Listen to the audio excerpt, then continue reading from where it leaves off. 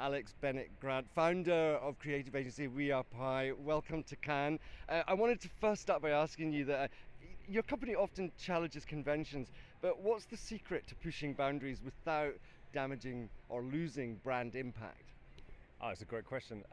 We spend a lot of time talking to clients about our sort of founding ethos, never settle for the status quo. And so a lot of the time we just look to try and figure out what the status quo is, either within a brand or a category, and then sort of move on to where the cultural status quo might be that they could sort of disrupt. So yeah, it often starts from the strategic question around what is their status quo and how do we find new ways to look at it. And is that a tougher call these days because of everything is shifting so quickly? We've got technology changing the way everyone operates, including brands themselves. It's a continuous conversation. That's why we say never settle, because things are evolving. So we're not defining change based on yesterday. We're defining it based on today and tomorrow. So we spend a lot of time speaking to cultural experts, understanding where things are going next, so that we can figure out where the sort of real opportunities are. Trying to find those spaces that aren't just fads and places where you can actually build brands, as opposed to only focusing around things that are exciting today and tomorrow and activation. So yeah, it's a difficult challenge, but it's a brand question. And the truth is that brand marketing can become bureaucratic. And despite all of the noise we see at Cannes, the reality on the ground is often quite different. And so being here is a great opportunity to sort of show clients and also our own teams where things are moving creatively and how we can take advantage of that. So with all of that, how do you bake in cultural relevance and social purpose into your creative process?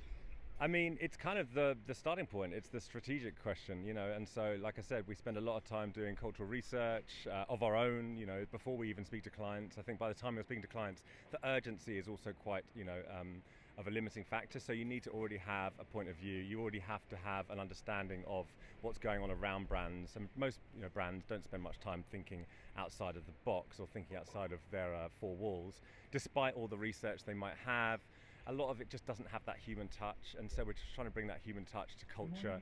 Culture is an overused word, and so actually you just need to ground it in things that feel real and feel human, and try not to get too sort of lost in the clouds.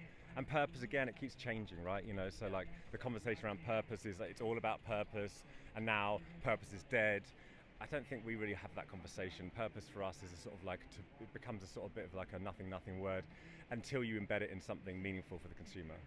So talking about embedding things, one of the other big topics that's been around, well, it's been around for a while now, not just this year, but last year also, but perhaps slightly changing, is the use of technology, in particular artificial intelligence, AI. I'm sure you've been having conversations here in Cannes this week about that. I mean, what's We Are Pi's approach to that?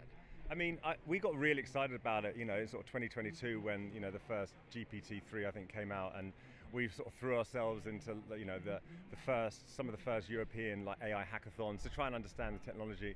What we quickly realized is that, as a lot of people now realize, it's an interesting tool to use. What it does do is allow you to do more interesting things, get ideas from your head to paper quicker.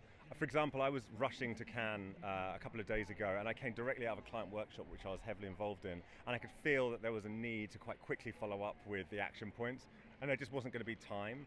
And so that was the perfect example of AI just doing its job. Like, I'm on my bike cycling to the train station, dictating my notes. It perfectly structured them, so I was able to just do like tiny tweaks, send that off to the client.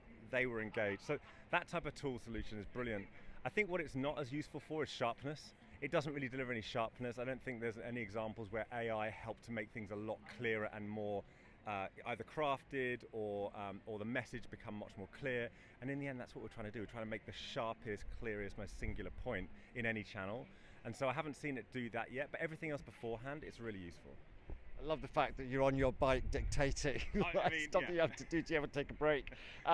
So what else, aside from the AI conversations, what other conversations have you been having here in Cannes at the Lions this week?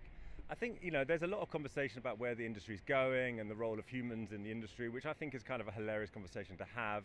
It's a little bit of like climate change of work. What's the future? Are we all going to become like Welsh coal miners and, all that sort of stuff? I think it's a little bit exaggerated. I have to remind myself that every year at Cannes there's a massive hype, and the hypes of yesterday, we literally don't talk about them anymore. We don't talk about NFTs. We don't talk about metaverse. We don't talk about, gamification. What happened to the metaverse? Well, I'm told that. I mean, let's just be honest, a lot of it was bullshit. But, the thing about AI is it is different. It has a more fundamental role. We can see that because it's helpful, and of course the threat side of it is something that will affect larger organizations. To be honest, in the independent creative scene, we're building smaller businesses to have outsized impact. Of course it affects us, but at the same time, clients come to us for the individual talent and creativity and then scale it from there. So as much as it is sort of like a sort of overwhelming moment in time, I think also just double down on human. We're only selling to humans in the end, so we should focus on the customer. And just finally, when you leave Cannes, what's next for you? What are we likely to see next from We Are Pie? What's coming down the pipeline? Can you tell us? Yeah, absolutely. Loads of exciting stuff. So we've most recently been working on a lot of great stuff. For Nike, we just launched a feature film with Nike, which got 3 shortlists in entertainment, and that was a wonderful project which took 7 years to complete. And it's really nice to see that out in the real world. And it's sort of like real testament to a brand really believing in its audience. And in that case, Nike trying to reconnect with younger generations and prove to them that they can be there for the long haul and tell their whole coming of age story through sport. So that's been a really sort of like like from the heart, large scale entertainment brand project which really land, and we're expanding that as it goes across from launch to sustain phase.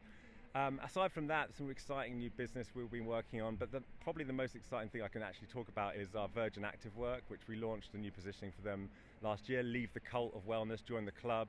We're going to be extending that campaign this year with a really nice outdoor international brand campaign.